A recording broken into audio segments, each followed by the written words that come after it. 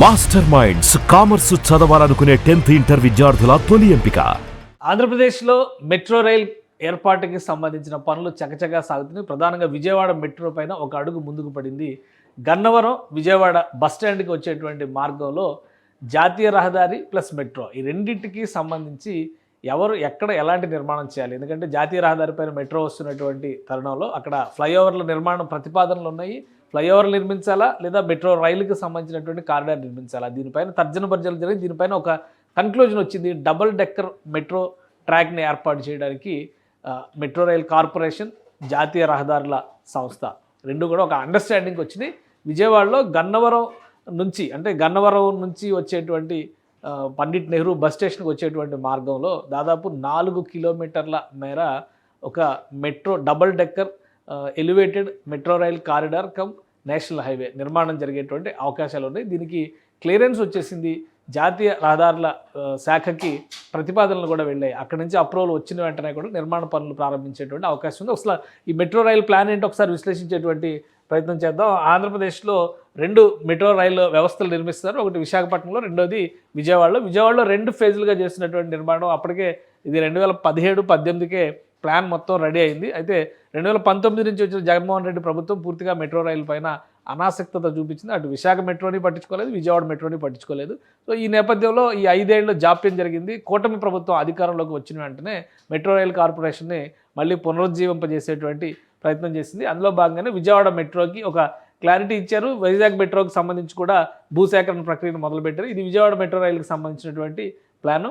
ఇది main line ఇటు నుంచి వస్తుంది. ఇందులో చాలా అట్రాక్షన్స్ ఉన్నాయి. ఎందుకంటే మామూలు ఎలివేటెడ్ కారిడార్ మాత్రమే కాకుండా అండర్ గ్రౌండ్ ట్రైన్ కూడా ఇందులో వెళ్తుంది. అండర్ గ్రౌండ్ ట్రాక్ కూడా ఉంది. ఈ రెడ్ కలర్ ఎయిర్పోర్ట్ దగ్గరలో ఉన్నటువంటి ప్రాంతం అంతా కూడా అండర్ గ్రౌండ్ ట్రాక్లో వెళ్తుంది. ఇక్కడ నిడమనూరు పాయింట్ నుంచి విజయవాడ నగరంలోకి వచ్చేటువంటి పాయింట్ చాలా కీలకమైనటువంటి పాయింట్. ఈ పాయింట్లో నేషనల్ హైవే కూడా ఉంది. అంటే అక్కడ NH45 వెళ్తుంది. అది కోల్కతా జాతీయ రహదారి, చెన్నై కోల్కతా జాతీయ రహదారి.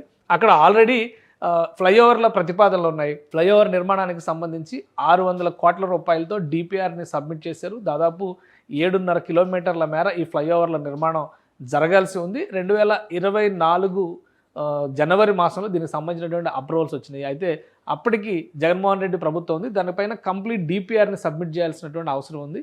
ఆ DPR సబ్మిట్ చేసేలోపే ఎలక్షన్స్ జరగడం, ప్రభుత్వాలు మారిపోవడం జరిగింది. సో మారిపోయినటువంటి నేపథ్యంలో DPRని కొత్త ప్రభుత్వం సబ్మిట్ చేస్తూ ఈ మార్గంలో మెట్రో రైలు కారిడార్ని కూడా దృష్టిలో పెట్టుకుని ప్రణాళిక చేయాల్సిన అవసరం ఉందంటూ కేంద్ర ప్రభుత్వం దృష్టికి తీసుకెళ్ళింది. సో ఆ క్రమంలో ఇక్కడ ఎలివేటెడ్ కారిడార్ అయితేనే అవకాశం ఉంటుందని భావిస్తున్నారు. మొత్తానికి గన్నవరం పండిట్ నెహ్రూ బస్ స్టాండ్కి సంబంధించి 23 కిలోమీటర్ల మార్గం ఉంటుంది. అందులో 2.9 కిలోమీటర్లు ఈ ప్రాంతంలో అండర్ గ్రౌండ్ ట్రాక్ వస్తుంది.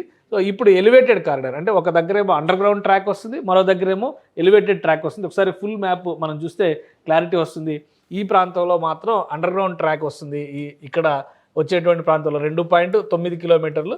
సో 2.9 కిలోమీటర్లు ఇక్కడ ఉంటే నేషనల్ హైవేతో కనెక్ట్ అయి ఉన్నటువంటి ప్రదేశం. ఇది మొత్తం కూడా నేషనల్ హైవేతో కనెక్ట్ అయిందే. ఇక్కడ నిడమనూరు నుంచి విజయవాడ నగరంలో అంటే రామవరపాడు జంక్షన్ దగ్గరకు వచ్చేటువంటి మార్గంలో, ఈ మార్గంలో నేషనల్ హైవే, ఫ్లైఓవర్లు వస్తాయి, ప్లస్ ఎలివేటెడ్ కారిడార్ కూడా వస్తుంది. సో దీని మీద వర్కౌట్ చేశారు. మొత్తం 4.2 కిలోమీటర్ల ఎలివేటెడ్ కారిడార్కి సంబంధించి 1000 కోట్లు ఖర్చు అవుతుందని చెప్పని ఆంధ్రప్రదేశ్ మెట్రో రైల్ కార్పొరేషన్ కొన్ని అంచనాలు తయారు చేసింది. దీనికి సంబంధించినటువంటి DPRను కూడా జాతీయ రహదారుల సంస్థతో డిస్కస్ చేసింది. ఒక క్లియర్ అండర్స్టాండింగ్కి ఇరు వర్గాలు కూడా వచ్చినాయి. ఏంటంటే మెట్రో రైల్ నిర్మాణానికి సంబంధించినటువంటి బాధ్యత మొత్తం కూడా ఏపీ మెట్రో రైల్ కార్పొరేషన్ చూసుకుంటుంది. అది PPP మోడల్లో నిర్మాణం చేసేటువంటి ప్రక్రియ కాబట్టి ఎవరు వస్తే నిర్మాణ సంస్థను ఎవరిని సెలెక్ట్ చేస్తే ఆ సంస్థ ద్వారా ఈ నిర్మాణం చేసేటువంటి ప్రక్రియ ఉంటుంది. కానీ ఎంటీ ఫ్లైఓవర్ నిర్మాణం జరిగేటువంటి ప్రాంతంలో మొత్తం 7 కిలోమీటర్ల స్ట్రెచ్లో ఒట్టి ఫ్లైఓవర్ మాత్రమే నిర్మాణం జరిగేటువంటి ప్రాంతం కొంత ఉంది. ఆ 3-4 కిలోమీటర్ల స్ట్రెచ్ని నేషనల్ హైవే అథారిటీ నిర్మిస్తుంది. అలానే ఎలివేటెడ్ కారిడార్కి అయ్యేటువంటి ఖర్చుని మెట్రో రైలు పెట్టుకుంటుంది. ఎలివేటెడ్ కారిడార్ దిగువన వచ్చేటువంటి నేషనల్ హైవే ఫ్లైఓవర్ల ఖర్చును కూడా నేషనల్ హైవే అథారిటీస్ పెట్టుకోవడానికి అంగీకరించింది. సో ఒక అండర్స్టాండింగ్ వచ్చిన తర్వాత ఈ రెండింటికి సంబంధించినటువంటి అంచనాలతో ఒక సమగ్రమైనటువంటి DPRని జాతీయ రహదారుల విభాగానికి సంబంధించినటువంటి శాఖకి సబ్మిట్ చేశారు. అక్కడ క్లియరెన్స్ వచ్చిన తర్వాత మెట్రో రైల్ నిర్మాణ పనులు ప్రారంభానికి 6 నెలల గడువు పెట్టుకున్నారు. అంటే ఈ సంవత్సరంలో ఎట్టి పరిస్థితుల్లో విజయవాడ మెట్రో రైలు, వైజాగ్ మెట్రో రైలు రెండింటినీ కూడా పనులు ప్రారంభించే విధంగా ప్రణాళికలు సిద్ధం చేశారు. ఎందుకంటే భూసేకరణ ప్రక్రియ పూర్తి అయిపోయింది. ఇప్పుడు నిర్మాణ సంస్థల ఎంపిక, దానిపైన డిపిఆర్లకి సంబంధించినటువంటి వర్క్ జరుగుతుంది. ఆల్రెడీ 2017-18లో తయారైనవే, కానీ ఇప్పుడు వాటిలన్నింటిని కూడా ఇప్పటి అవసరాలకు తగ్గట్టుగా అప్డేట్ చేయాల్సినటువంటి అవసరం ఉంది. సో ఫ్లైఓవర్ పనులు మాత్రం వెంటనే ప్రారంభించడానికి అవకాశం ఉంది.